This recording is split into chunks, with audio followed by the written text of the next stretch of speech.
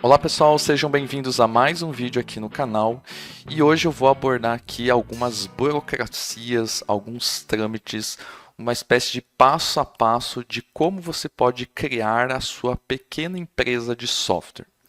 Antes de mais nada, eu queria agradecer o enorme sucesso que o último vídeo fez, onde eu abordei por que você deveria empreender com software. Para quem ainda não viu, eu vou deixar na descrição o vídeo. Também vocês encontram aqui no canal. E em poucos dias aí a gente ganhou mais de 300 inscritos no canal. Então, vale o convite aqui para você que está assistindo esse vídeo. Se você não é inscrito, aproveita e se inscreve no canal, se junta aqui para consumir o conteúdo técnico e também algumas outras informações, outros conteúdos que eu trago aqui no canal, como por exemplo essa parte de empreendedorismo que eu tenho trazido aqui para o canal de uma forma sempre voltada para o ramo de software. Mas vamos lá, por que eu estou trazendo esse vídeo sobre burocracias, esse assunto chato, todo um passo a passo, todo um trâmite para criar uma empresa, né, e para deixar ela regular? É porque eu recebi muitas mensagens, inclusive no privado, do pessoal comentando dessa dificuldade e realmente tem vários truquezinhos complexos aí que você como empreendedor você precisa saber. Claro que você vai pedir ajuda, você vai contar com a ajuda de profissionais, por exemplo, contadores para isso, mas você como dono da empresa você precisa estar ciente, você precisa ter total noção do processo, nem que seja um processo macro sobre essas coisas. Então aqui a ideia é trazer essa visão macro, alguns detalhes que eu fui aprendendo ao longo do tempo com a minha empresa, né? E alguns trâmites, alguns detalhes que eu tive lá no momento onde eu fui criar a empresa, que eu tive que descobrir, correr atrás, entender, fazer cálculos, enfim, a burocracia como um todo. Então a ideia aqui é trazer também um mapa mental para conseguir organizar as ideias em tópicos e falar um pouquinho de cada item para vocês. Então vamos lá, dar uma olhadinha no mapa mental. Vamos lá, aqui está o mapa mental, então eu listei alguns tópicos.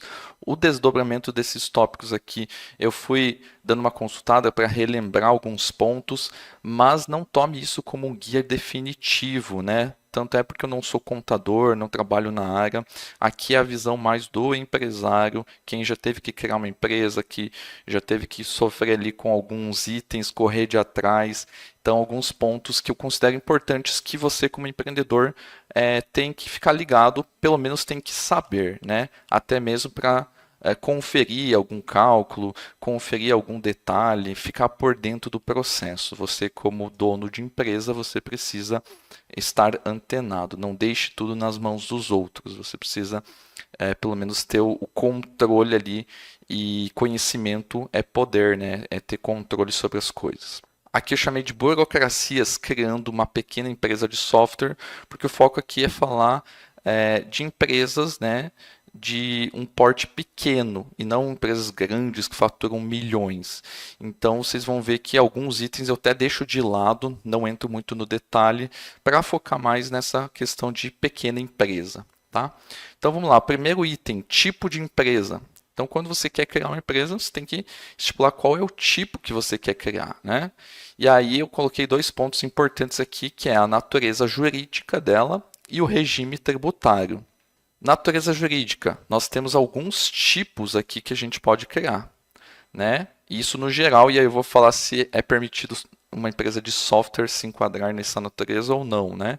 Então a gente tem o MEI, que é o microempreendedor individual, uma natureza que foi criada aí, acho que se não me engano é a mais recente, foi criada para beneficiar e para tirar o pessoal da informalidade. Então o pessoal geralmente que tem um negócio mais pequeno, bem pequeno mesmo, sair dessa informalidade, vende um negócio ali, é um vendedor ambulante, pode se tornar, se regularizar, tornando-se um MEI, etc e tal. Então, a quantidade, né, de atividades que podem ser encaixadas no MEI aqui não são tantas, ou melhor, são várias, mas não incluem o ramo de software. Então, se vê muita gente aí falando que vai trabalhar como PJ ou vai criar uma empresa para criar um software, distribuir esse software. Isso não é permitido com o MEI. Você não pode ser microempreendedor individual. Por quê?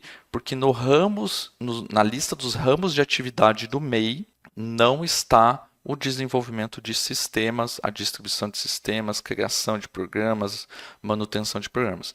O que tem no MEI?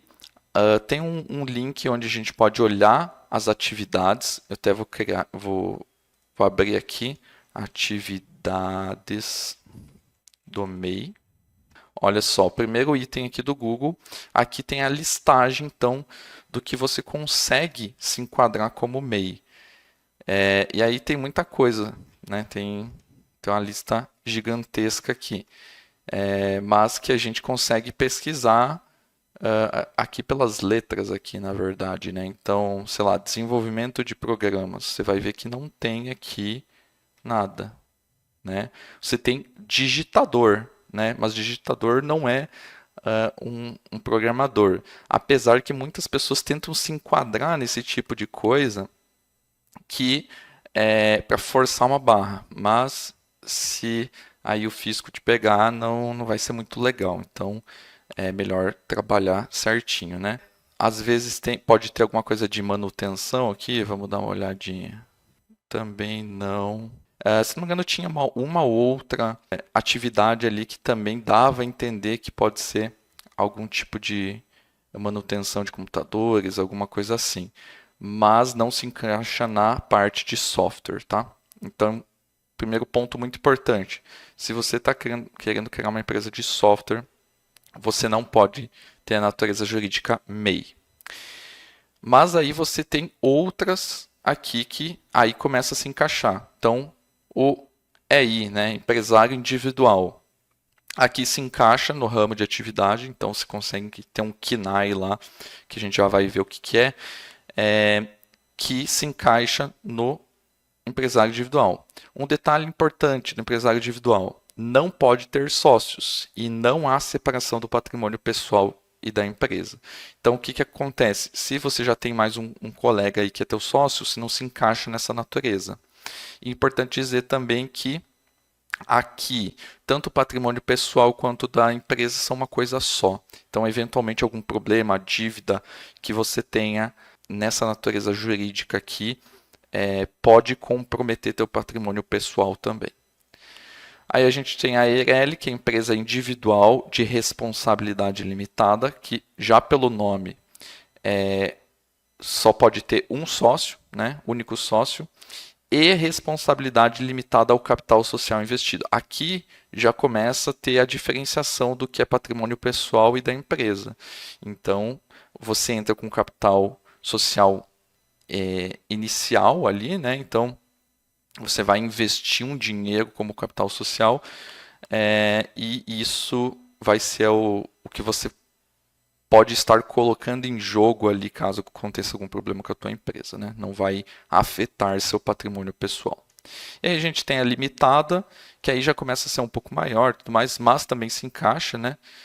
Que é 2 ou mais sócios, então se você tem aí mais sócios, já começa a ter que ir para a parte de limitada, e também a responsabilidade limitada ao capital social investido de cada sócio, né? E SA aí já vai para quando você está dividindo o capital social em ações. Então, essa é a natureza jurídica. Então, para software, em quais você pode se encaixar? Todas menos o MEI. E por que o pessoal procura muito o MEI, né? Porque o MEI é muito barato, né?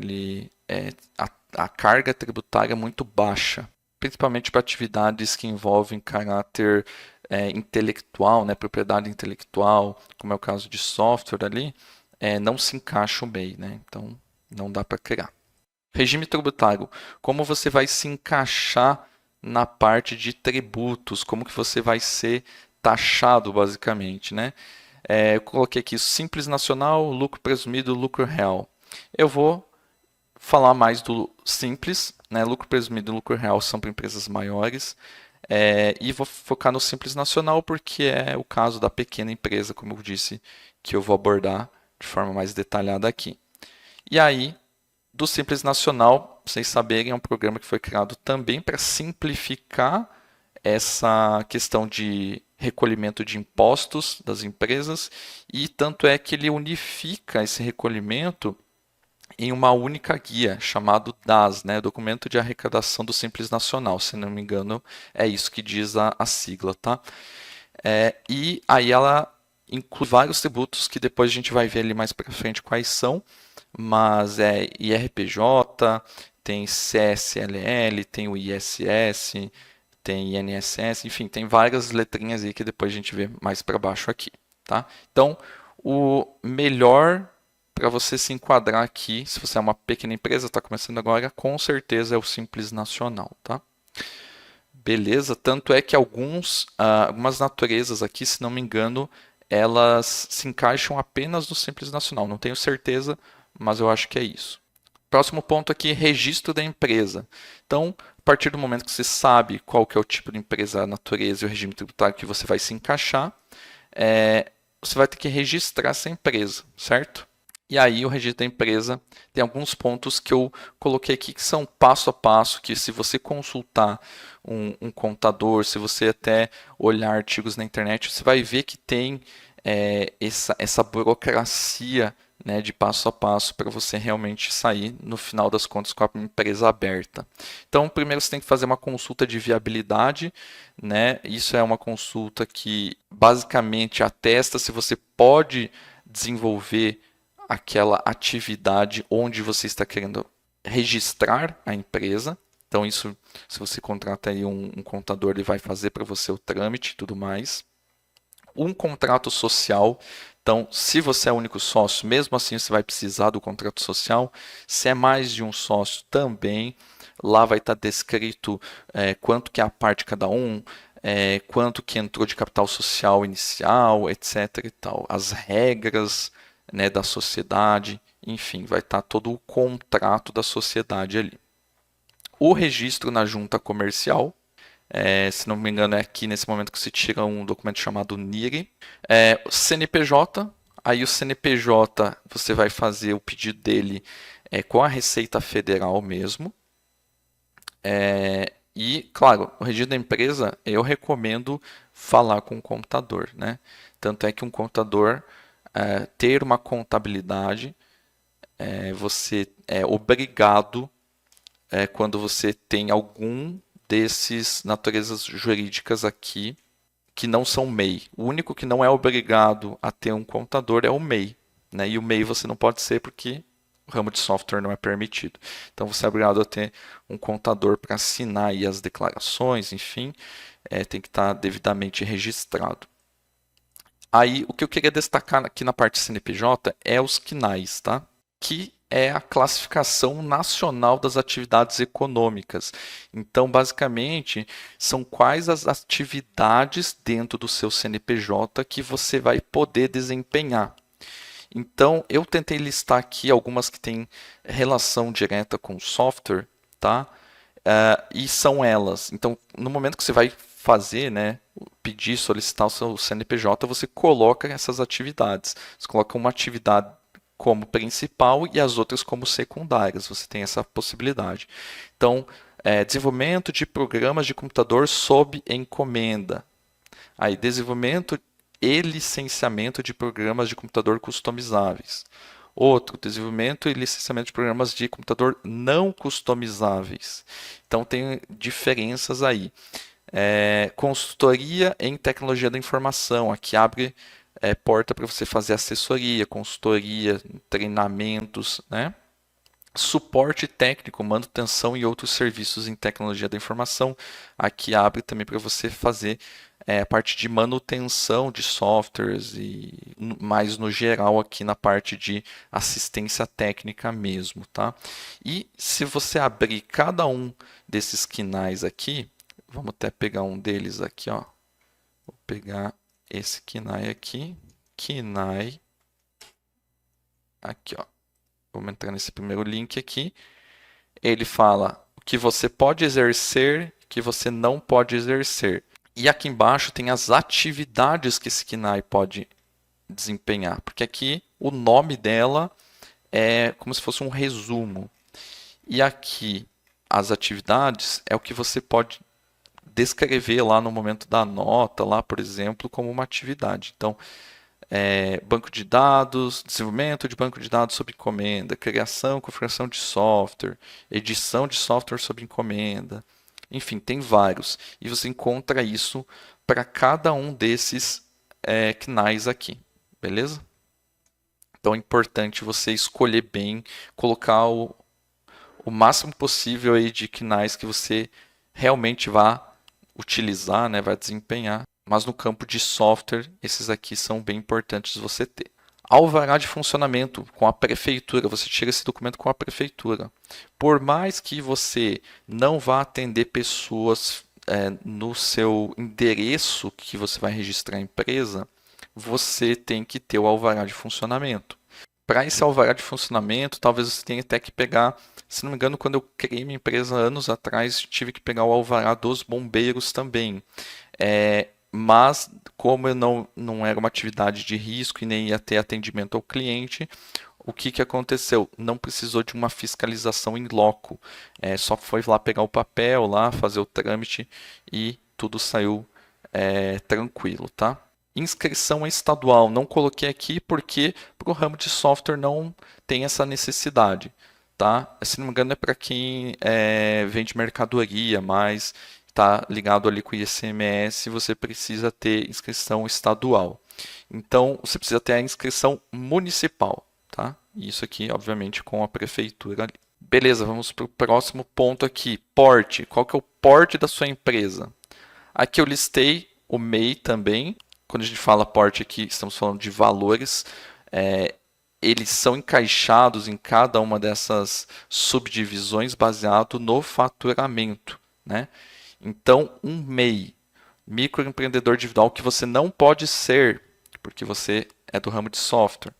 Faturamento até 81 mil anual, que se for dividir aí mensalmente daria 6.750 mensal, né? Então, por mais que quisesse escolher pelo MEI, que não pode no caso de software, o faturamento mensal não é tão alto também, né? O permitido.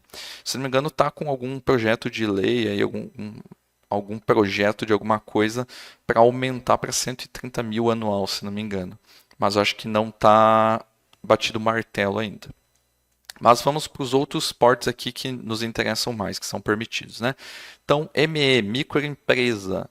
Aí o faturamento é até 360 mil anual, o que daria 30 mil mensais, mais ou menos, né? Então, até 360 mil você se encaixa como microempresa. Acima disso, você já é uma EPP, empresa de pequeno porte, que vai de 360 até 4,8 milhões anual. Então aí a gente já está começando a falar na escala de milhões, né? Então, provavelmente uma pequena empresa vai se encaixar ou como microempresa inicialmente ou como EPP. E aí eu coloquei só médio porte e grande porte, porque aí aumenta, né? Aí é acima de 4,8 milhões e aí você vai tendo até umas outras subdivisões aí. Eu acho que grande porte 1, 2, 3, enfim, tem algumas outras subdivisões, mas que não é interessante aqui para o vídeo que fala de pequeno porte de empresa, né? Então, ME e EPP. Né? E o que acontece se você ultrapassar, né, esses valores aqui? Eu não tenho muita certeza, mas é bom você consultar com o contador. Se não me engano, pode ser que tenha alguma multa ali, mas você provavelmente vai ter que se encaixar em outro porte de empresa ali quando você ultrapassa esse faturamento. Por exemplo, mais do que 360 mil, você é microempresa, vai ter que ir para a IPP, né? Vamos falar agora de notas fiscais, algo muito importante, né? Você prestou um serviço, seja ele qual for, você precisa gerar uma nota. Você não pode prestar um serviço sem gerar uma nota, né? Legalmente isso é errado, né? Então você precisa lançar para também conseguir justificar o valor que vai entrar na sua conta.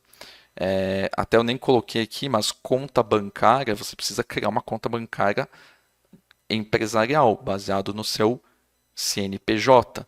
E aí tudo isso fica vinculado, por isso que você tem que lançar nota para ficar tudo nos conformes, um valor bater com o outro. O que eu quis listar aqui na parte de notas fiscais? Que você precisa solicitar autorização e liberação para emissão de nota fiscal de serviço eletrônica na prefeitura. Então, não é nota fiscal eletrônica, né? Geralmente, nota fiscal eletrônica é quando você vai vender produtos, né? Produto físico, etc. e tal. Quando você está trabalhando com software, aí você está prestando um serviço, certo? E aí, aqui vai tanto de consultorias, assessorias, software, licenciamento do software, venda do software, é como serviço, tá? Inclusive, se você tem um infoproduto, por exemplo, um e-book, alguma coisa do gênero, entra como nota fiscal de serviço eletrônica, tá? Até onde eu pesquisei, até onde eu sei, então vale a pena confirmar, mas é basicamente isso.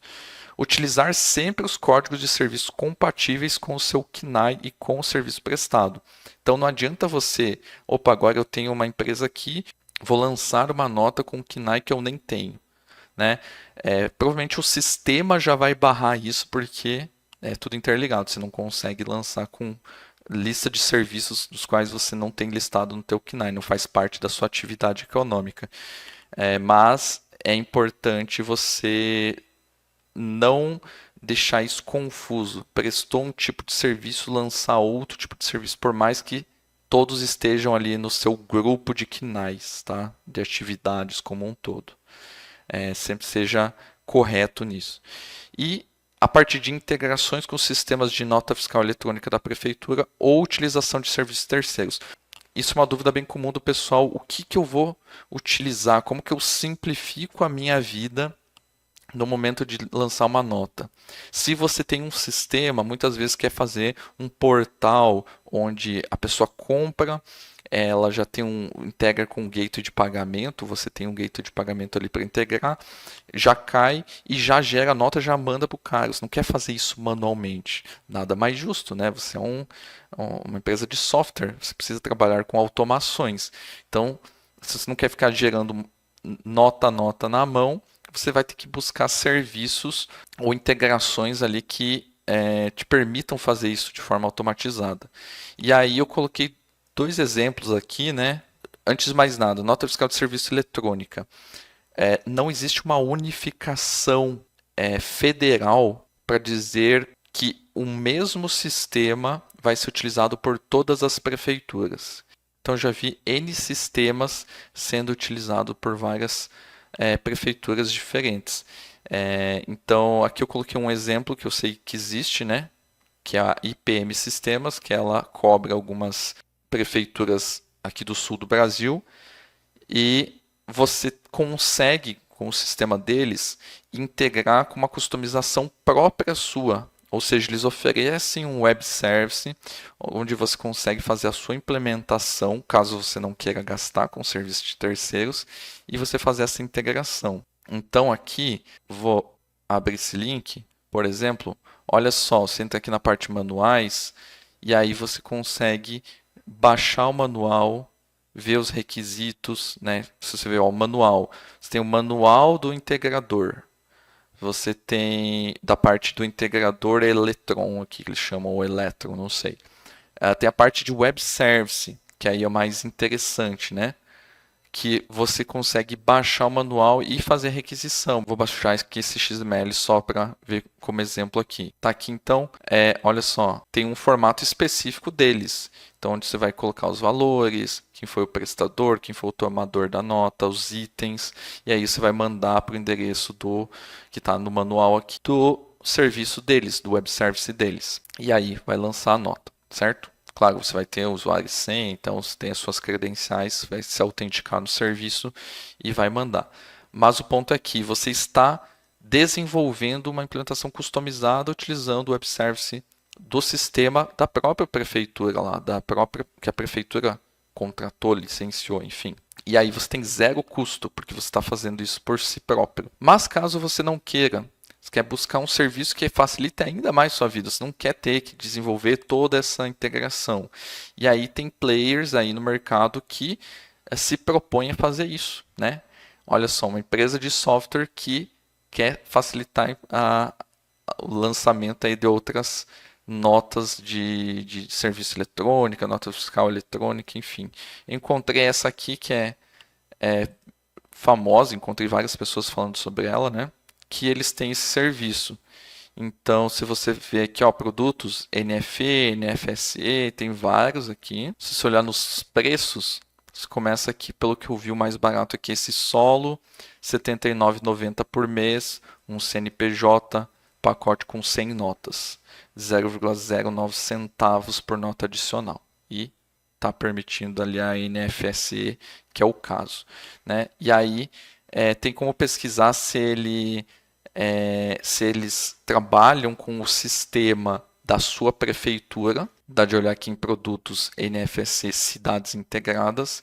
E aqui tem uma listagem aqui se eles trabalham ou não com essas cidades. Isso aqui facilita por quê? Porque aí esse Focus NFE tem uma API onde você consegue integrar, fazer muito mais fácil, sem ter que olhar a documentação do sistema específico da sua cidade e integrar. Ponto negativo, você tem que pagar por isso, né? Tem que ver aí, ver o que pôr na balança, se vale mais a pena você tirar um tempo em você mesmo customizar. Eu acredito, se você está bem no início, custo é um ponto bem chave aí do seu negócio. Então, se você tem uma API gratuita que você consegue integrar, você como programador ali, né, ou tendo amigos ali, sócios que são programadores, você consegue implementar isso aqui sem custo nenhum. Mas tem que ficar dando manutenção, quando tiver atualizações, enfim. Vale a pena ver o custo-benefício de um ou de outro para você aí. Próximo, impostos. Impostos aqui, vou falar basicamente do Simples Nacional, né, que é aquele que unifica, né? Então, união de impostos como IRPJ, PIS, COFINS, CSLL, INSS e ISS. Né? Tem vários impostos federais aqui e tem o ISS, que você vai ver bastante ele no lançamento da tua nota fiscal de serviço eletrônica, que é o imposto sobre serviço, né? Que aí cai para o município, é um imposto municipal, e aí você vê ele destacado na nota, etc. Outro ponto importante em relação a impostos, e aqui é importante você entender, é um pouco chato esse assunto, mas é importante entender como que funciona os impostos e as alíquotas dentro do Simples Nacional. Primeira coisa, o que são alíquotas? É um percentual de impostos que você vai pagar baseado num critério. Esse critério é o faturamento. Né? Geralmente eles trazem ele como faturamento dos últimos 12 meses. E aí a classificação e as alíquotas estão divididas em anexos dentro desse Simples Nacional. Então, para nós no ramo de software, a gente tem que ficar ligado com os anexos 3 e 5. Basicamente, tá? O que é isso? Anexos 3 e 5 é onde se encaixa as atividades de software. E como que eu sei se vai cair no anexo 3 ou no 5? Deixa eu até recorrer aqui a outra informação do blog aqui, que o que é o anexo 3 do Simples Nacional? Ele traz aqui, né, que o cálculo de impostos de micro e pequenas empresas que varia de 6% a 33%. E aqui tem uma tabela, né, que é o seguinte, então, receita bruta em 12 meses. E aí eles criam essas faixas de quanto você vai pagar. Então, a primeira faixa, se você teve uma receita bruta nos últimos 12 meses de até 180 mil, você vai pagar 6% se você se encaixar no anexo 3. Segunda faixa, 180.001, né, centavo, até 360, vai pagar 11,20%. E assim vai indo. Contudo, a partir da segunda faixa tem um valor a deduzir aqui. Você vai fazer um cálculo para saber quanto é a tua alíquota efetiva. Não quer dizer que vai ser 11,20%, mas com a dedução aqui, você tem a alíquota efetiva que vai reduzir aqui essa alíquota de 11,20%, por exemplo. Depois eu vou mostrar o cálculo, tá? Anexo 3 e o anexo 5. Olha o anexo 5 aqui. Ele tem as faixas aqui também, só que a primeira faixa é até 180 mil e 15,50%. Então, tá vendo que o anexo 3 é 6%, o outro é 15% a primeira faixa. Já de bate-pronto, a gente não quer se encaixar no anexo 5, aparentemente, né? Mas o que que faz se encaixar no anexo 5 ou no anexo 3? E esse ponto é muito importante porque todo mundo quer pagar menos imposto. Qual é o artifício que a gente pode utilizar para se encaixar na faixa e no anexo que cobra menos imposto?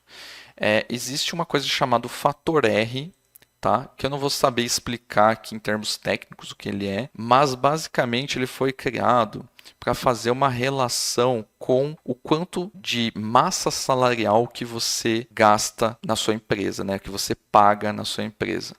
E aí eles usam os últimos 12 meses como base também. E isso foi criado basicamente assim, para empresas que gastam bastante com a folha salarial, né, com a massa salarial que trazem aqui, você consegue se encaixar num anexo que paga menos imposto. Por quê? Porque você está contribuindo com a economia, está contratando pessoas, está pagando aí salários. Então, é uma forma de incentivar o pessoal a contratar mais, a ter menos desemprego, basicamente. Então, é um incentivo fiscal esse fator R.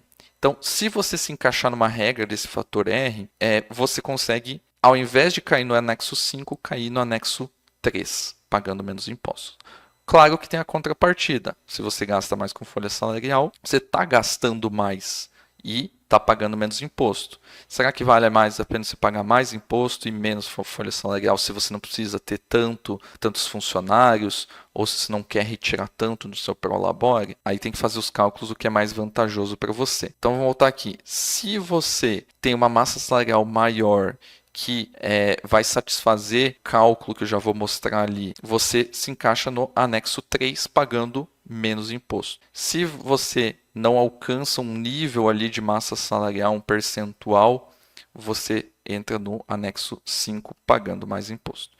E como que é esse cálculo? Como que eu sei se eu caio em um anexo ou no outro? Então vamos lá. Fator R. Se a massa salarial dos últimos 12 meses dividido pela tua receita bruta dos últimos 12 meses for maior ou igual a 28%, então você é anexo 3.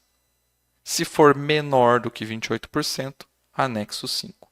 E aí você consegue manipular a quantidade que você vai pagar de salário, a quantidade que você vai tirar de prolabore. Se você for uma empresa de uma pessoa só, você tira só o teu salário, basicamente. Você consegue saber o quanto você vai tirar por mês para se encaixar no anexo 3. E isso faz reduzir impostos. Então, às vezes, a conta fecha ali e você vai gastar menos na prática. Então, é importante ter noção desses cálculos todo mês, baseado como ele vai correndo aqui com a receita bruta dos últimos 12 meses, e se a sua receita sempre for variável, às vezes um mês você fatura mais, no outro menos, você sempre tem que ficar cuidando e refazendo esse cálculo para saber o quanto de massa salarial você tem que pagar também, para sempre ficar acima dos 28% aqui, se a tua intenção é cair no anexo 3. Tá? Então, importante sempre, por isso que o cara sempre tem que ficar de olho. Vai ter o contador? Vai ter o contador, mas sempre tenha controle da sua empresa. E aí, só para não deixar passar batido aqui da alíquota efetiva, né? Que vocês viram que tinha a alíquota de 11,20%, mas tem aquela dedução, valor a deduzir, 9.360, né? Como que eu calculo exatamente quanto que eu estou sendo tributado, qual que é exatamente o percentual que eu estou sendo tributado.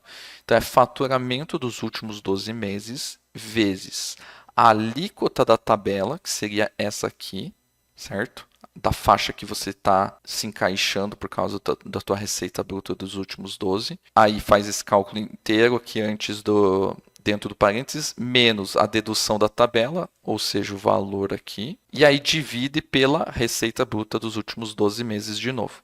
E aí sim você vai ter a alíquota efetiva. Beleza, esse ponto eu considero muito importante, fator R, anexos, porque é bom você estar antenado aí para pagar menos impostos. É pequena empresa, você não quer ter tantos custos assim. Então, tudo que você conseguir economizar aí é bem-vindo. Retiradas dos sócios. Tem também a parte salarial, caso você tenha funcionários, tá?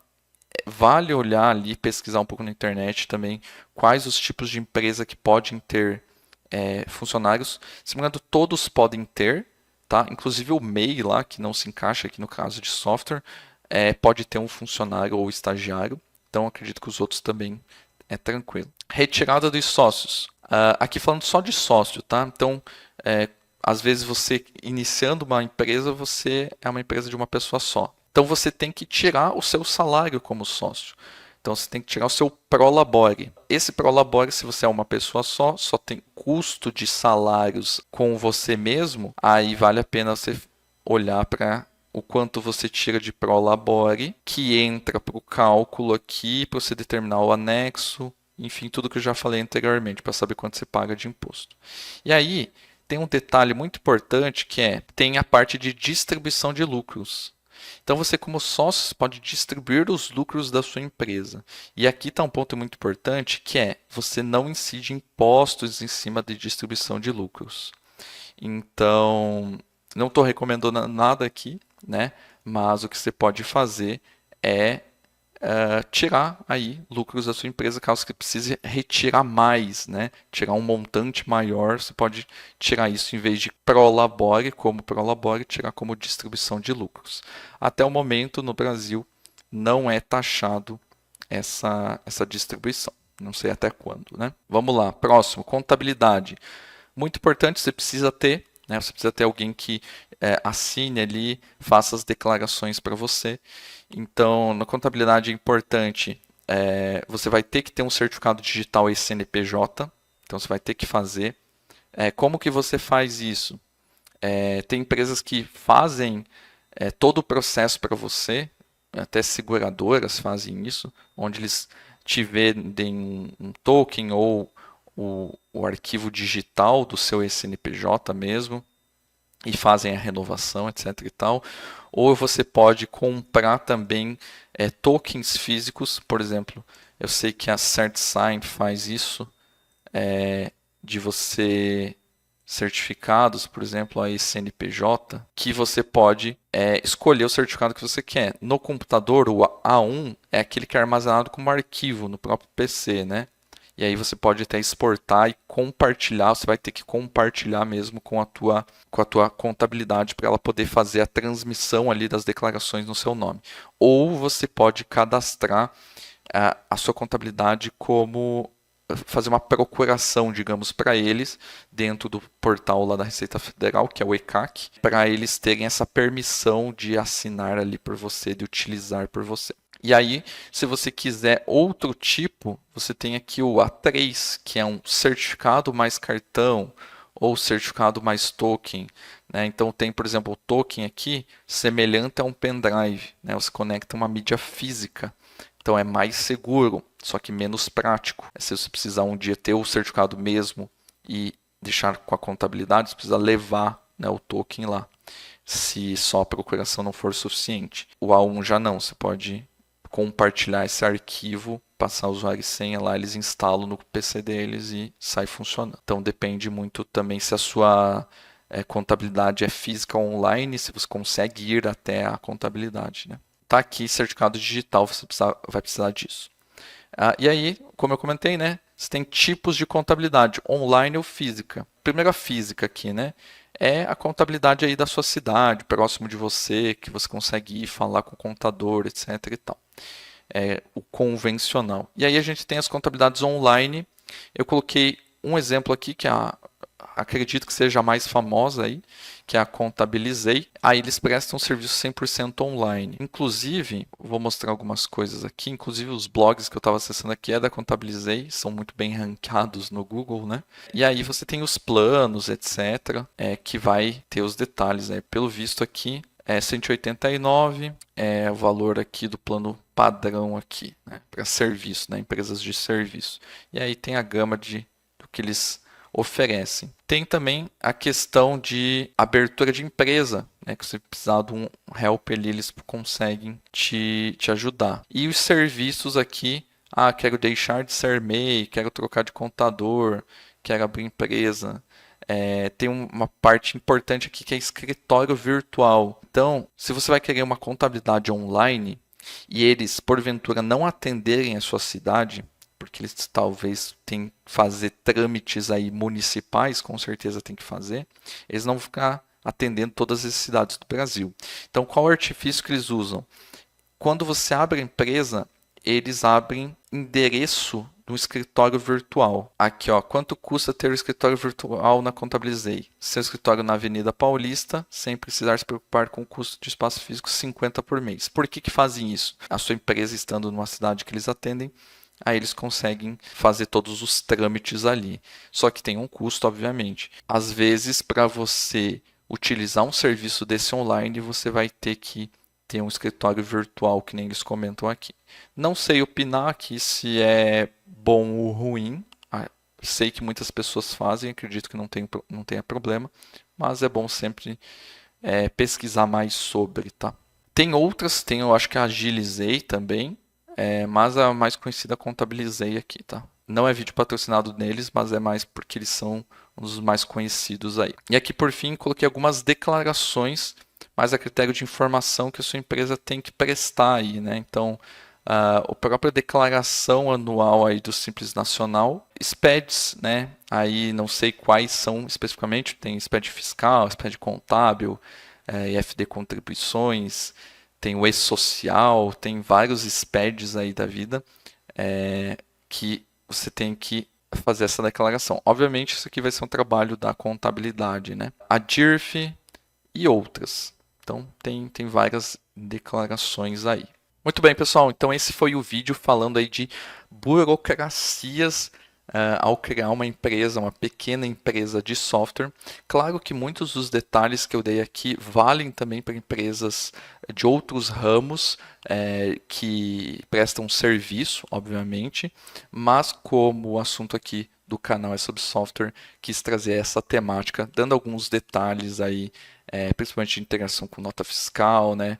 Como que você pode fazer. A ideia aqui foi trazer um pouco da minha experiência para você que está almejando aí criar, iniciar, empreender nesse ramo de software, quer fazer isso da forma certa, né? Todo na legalidade. Então, o primeiro passo aí é também criar a empresa e passar por essas burocracias, ficar antenado com alguns desses detalhes. Se você gostou desse vídeo, não se esqueça de deixar um like aqui, se inscreva no canal, ative as notificações para não perder os próximos conteúdos e compartilha com aquele seu amigo que também quer empreender na área, acha difícil essa parte de burocracias, que realmente é, mas aqui nesse vídeo tem algumas informações que podem tanto ajudar você como ele.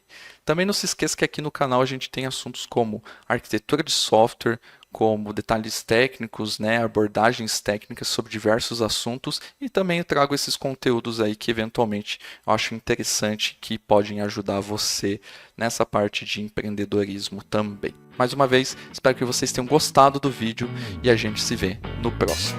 Valeu!